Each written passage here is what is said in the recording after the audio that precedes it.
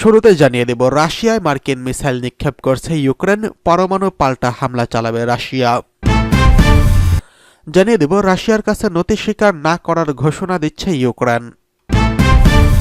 এরপরে রয়েছে ইসরায়েলে অস্ত্র বিক্রি বন্ধের বিবেচনা করছে মার্কিন সিনেট। সর্বশেষ জানিয়ে দেব, মার্কিন বাহিনীতে বন্ধ হতে পারে নারী সেনাদের নিয়োগ। রাশিয়ায় মার্কিন মিসাইল নিক্ষেপ করছে ইউক্রেন, পরমাণু পাল্টা হামলা চালাবে রাশিয়া। তৃতীয় বিশ্বযুদ্ধের ডঙ্কা বাজল নাকি নেহাতি ছোটখাটো আক্রমণ? এটা যুদ্ধের 1000তম দিন। ইউক্রেন মঙ্গলবার মার্কিন যুক্তরাষ্ট্রের কাছ থেকে পাওয়া 6টি দূরপাল্লার ক্ষেপণাস্ত্র দিয়ে রাশিয়ায় হামলা চালানোর পরেই এই প্রশ্নটি উঠতে শুরু করেছে, বিশেষত এমন একটা সময় রাশিয়ার ভূখণ্ডের ভেতরে হামলা চালিয়েছে ইউক্রেন, যখন আনুষ্ঠানিকভাবে পরমাণু অস্ত্র প্রয়োগ করার নিয়ম ছিল সেটা আরও শিথিল করেছেন রুশ প্রেসিডেন্ট ভ্লাদিমির পুতিন। ওই সিদ্ধান্তের ফলে পরমাণু অস্ত্র ভাণ্ডার কোনো দেশ যদি সাধারণ কোনো হামলা চালায় তাহলে পরমাণু অস্ত্র প্রয়োগ করতে পারে মস্কো। আমেরিকার মদতপুষ্ট ইউক্রেনে হামলার ক্ষেত্রেও রাশিয়া একই পথে হাঁটতে পারে বলে মনে করছে সংশ্লিষ্ট মহল। আর মস্কোর তরফে দাবি করা হয়েছে, রাশিয়ার ব্রায়ানস্কি এলাকায় যে হামলা চলছে সেটি চালানো হয়েছে আমেরিকার তৈরি করা ক্ষেপণাস্ত্রের মাধ্যমে। ইউক্রেনের জেনারেল স্টাফ অবশ্য নিশ্চিত করেনি যে আমেরিকার দেওয়া মিসাইল দিয়েই রাশিয়ার ভূখণ্ডে হামলা চালানো হয়েছে। তিনি শুধু জানিয়েছেন যে ব্রায়ানস্কি এলাকায় একটি গুদাম ঘরে হামলা চালানো হয়েছে, যেখানে পার্শ্ববর্তী অঞ্চলে লড়াই করা ফৌজদারি গোলাগুলির যোগান দেওয়া হয়েছিল। সংবাদ সংস্থা এপির প্রতিবেদন অনুযায়ী মঙ্গলবার ইউক্রেনের সামরিক বাহিনীর মদতপুষ্ট একটি টেলিগ্রাম চ্যানেলে পোস্ট করার ভিডিওতে দেখা গিয়েছে অজানা একটি জায়গা থেকে আমেরিকার দেওয়া ক্ষেপণাস্ত্র ছোড়া হচ্ছে। কবে সেই ভিডিও তোলা হয়েছে তা অবশ্য নিশ্চিত করা যায়নি। কিন্তু ইউক্রেন যে রাশিয়ায় আক্রমণ চালিয়েছে তাতে সংঘাত কি আরও বাড়ল কিনা? এএফপির প্রতিবেদন অনুযায়ী আমেরিকার শীর্ষ প্রতিরক্ষা কর্মকর্তা এবং সামরিক কর্তাদের মতে ইউক্রেন যে হামলা চালিয়েছে সেটার গেম চেঞ্জার হবে না। রাশিয়া ইতোমধ্যে গুরুত্বপূর্ণ সরঞ্জাম সরিয়ে নিয়েছিল। মার্কিন প্রতিরক্ষা সচিব লয়েড অস্টিন বলেছেন, আমার মনে হয় যে একটা শক্তির নির্ণায়ক ভূমিকা পালন করবে, আর আমি ওই মন্তব্যে অবিচল থাকছি। বিশ্বের সমস্ত অস্ত্রেও কিছু হবে না ইউক্রেনের, মত বিশেষজ্ঞদের। একই সুরে ডিফেন্স প্রায়োরিটিসের সামরিক বিশেষজ্ঞদের বিশ্লেষণ বিভাগ ডিরেক্টর জেনিফার কাভানাগ দাবি করেছেন, আমেরিকা যে সিদ্ধান্ত নিয়েছে তাতে রাশিয়া ইউক্রেন যুদ্ধের কোনো পট পরিবর্তন হবে না। এদিকে রাশিয়ার কাছে নথি স্বীকার না করার ঘোষণা দিচ্ছে ইউক্রেন। রাশিয়ার কাছে হার না মানার ঘোষণা দিয়েছে ইউক্রেন। দেশটির পররাষ্ট্র মন্ত্রণালয় বলছে, দখলদারদের কাছে ইউক্রেন কখনো আত্মসমর্পণ করবে না।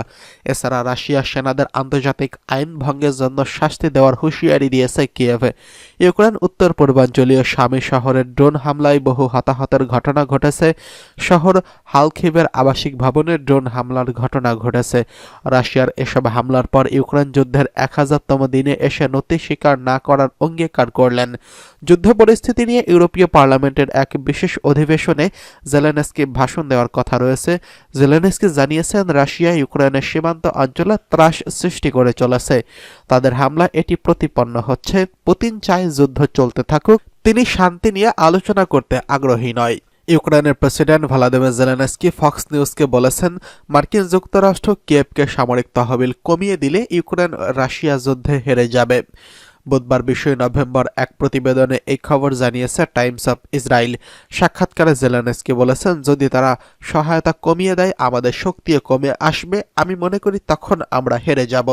আমরা লড়াই করব, আমাদের উৎপাদন আছে, কিন্তু রাশিয়ার বিরুদ্ধে জয়ের জন্য যথেষ্ট নয়। আমি মনে করি এটি নিরাপদ থাকার জন্য যথেষ্ট নয়। 2022 সালে ইউক্রেনে অভ্যন্তরে রাশিয়ার আগ্রাসন শুরু হওয়ার পর থেকে কিয়েভকে জো বাইডেন প্রশাসন বিলিয়ন ডলার সহায়তা দিয়ে আসছে। এসব সহায়তার বিরুদ্ধে বারবার আওয়াজ তুলছেন নবনির্বাচিত প্রেসিডেন্ট ডোনাল্ড ট্রাম্প। ট্রাম্প বারবার যুদ্ধ শেষ করার প্রতিশ্রুতি দিয়েছেন, তবে তিনি কিভাবে প্রতিশ্রুতি রাখবেন এবং কিভাবে যুদ্ধ শেষ করবেন তার বিশদ বিবরণ দেননি। এই সপ্তাহে ট্রাম্পের মিত্ররা রাশিয়ার অভ্যন্তরে হামলার জন্য ইউক্রেনকে মার্কিন সরবরাহকৃত দূরপাল্লার ক্ষেপণাস্ত্র ব্যবহার করতে দেওয়ার বাইডেনের সিদ্ধান্তের তীব্র সমালোচনা করেছেন। এই সিদ্ধান্তকে বিপজ্জনক পরিস্থিতির বৃদ্ধির জন্য অভিযুক্ত করা হয়েছে। এদিকে ইসরায়েলে অস্ত্র বিক্রি বন্ধের বিবেচনা করছে মার্কিন সিনেট। ইসরায়েলে অস্ত্র বিক্রি বন্ধ করতে ভোটের আয়োজন করতে যাচ্ছে মার্কিন সিনেট। গাজায় বেসামরিকদের জন্য ত্রাণ সরবরাহের বাধা দানের অভিযোগকে কেন্দ্র করে বুধবার এই ভোট গ্রহণ অনুষ্ঠিত হতে যাচ্ছে। ব্রিটিশ বার্তা সংস্থা রয়টার্স এই খবর জানিয়েছেন। এই প্রস্তাব এনেছে স্বতন্ত্র সিনেট বার্নি স্যান্ডার্স। এক বিবৃতিতে স্যান্ডার্স বলেছেন, গাজা যুদ্ধ প্রায় পুরোপুরি যুক্তরাষ্ট্রের ট্যাক্স প্রদানকারীদের অর্থ ও মার্কিন অস্ত্র দিয়ে পরিচালিত হচ্ছে। ইসরায়েল মার্কিন সরবরাহকৃত বোমা জনবহুল এলাকায় ফেলে শত শত বেসামরিকদের হত্যা করছে এবং এগুলো অনৈতিক ও অবৈধ। ইসরায়েলের প্রতি ডেমোক্র্যাট ও রিপাবলিকান উভয় দিকে শক্ত সমর্থনের কারণে প্রস্তাবগুলো পাশ হওয়ার সম্ভাবনা কম হলেও তবে অনেকে আশা করছেন যে এটি ইসরায়েলের সরকার ও প্রেসিডেন্ট জো বাইডেন প্রশাসনকে গাজায় বেসামরিকদের সুরক্ষা নিশ্চিতে সুস্পষ্ট পদক্ষেপ নিয়ে উদ্বুদ্ধ করবে। গাজায় 23 লাখ মানুষের অধিকাংশ বাস্তুচ্যুত হয়েছেন। খাদ্য সংকটের কারণে পুরো জনপদ মারাত্মক ঝুঁকিতে রয়েছেন। গাজার স্বাস্থ্য কর্মকর্তা জানিয়েছেন 13 মাস ধরে চলমান ইসরায়েলি আগ্রাসনে প্রায় 44,000 ফিলিস্তিনি নিহত হয়েছেন।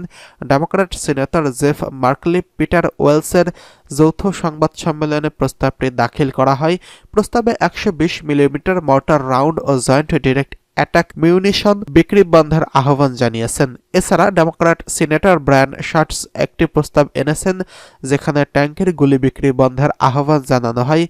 এডিএএম বোয়িং কোম্পানির তৈরি এটি প্রযুক্তি। এটি সাধারণ বোমাকে একটি নির্ভুলভাবে গাইডেড বোমায় পরিণত করে। এদিকে মার্কিন বাহিনীতে বন্ধ হতে পারে মার্কিন নারী সেনা নিয়োগ। আভ্যন্তরীণ রাজনৈতিক অঙ্গনে অনেকটাই নারী বিদ্বেষী বলে পরিচালিত ও রিপাবলিকান নেতা ডোনাল্ড ট্রাম্প দেশটির নারীদের গর্ভপাত, সমকামিতা ও ট্রান্সজেন্ডার ইস্যুতে বেশ রক্ষণশীল দৃষ্টিভঙ্গি জানান দিয়েছে দেশটির নবনির্বাচিত মার্কিন প্রেসিডেন্ট। এরই মধ্যে নতুন করে বিতর্ক উঠেছে দেশটির সামরিক বাহিনীতে নারী সেনাদের অংশগ্রহণ ও ভূমিকা নিয়ে। এমন বিতর্কের মূলে রয়েছে ট্রাম্প প্রশাসনের প্রতিরক্ষা মন্ত্রণালয়ের প্রধান হিসেবে পেট হেগসেথের মনোনয়ন। যদিও মার্কিন সিনেট থেকে তার মনোনয়ন অনুমোদন করা হয়, তবে বেশ আশঙ্কায় পড়তে যাচ্ছে মার্কিন বাহিনীর নারী সদস্যরা। এএফপির এক প্রতিবেদনে বলা হয়, রিপাবলিক সমর্থক ফক্স নিউজের ভাষ্যকার ও সাবেক সামরিক কর্মকর্তা হেগসেথ তার নিজের বই ও বেশ কয়েকটি সাক্ষাৎকারে জানিয়েছেন, যুদ্ধ পরিচালনা বিভাগে নারী ও পুরুষের সঙ্গে একই সঙ্গে কাজ করা উচিত নয়। ফলে রক্ষণশীল ওই কর্মকর্তা যদি প্রতিরক্ষা বিভাগের কাজ শুরু করেন, তবে প্রায় 1 দশক ধরে সফল সক্রিয় যুদ্ধক্ষেত্রে চলতে থাকা চাকরিগুলোতে নারীদের প্রবেশাধিকার সীমিত হয়ে আসবে বলে মনে করা হচ্ছে। তিনি পরিষ্কারভাবে সক্রিয় যুদ্ধক্ষেত্রগুলোতে নারীদের অংশগ্রহণ দেখতে চায় না।